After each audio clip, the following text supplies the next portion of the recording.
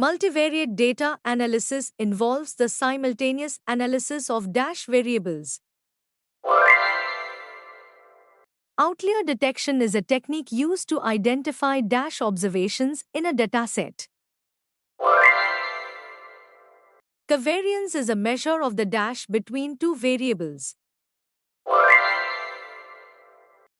Histogram is a visualization technique used to display the dash of data points.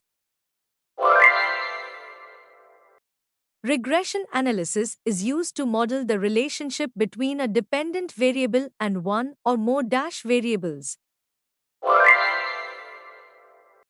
Standardization is a process used to transform data into a common dash. Correlation measures the dash between two variables. Elbow method is a technique used to determine the optimal number of dash in clustering. Principal component analysis (PCA) is used for dash dimensionality reduction.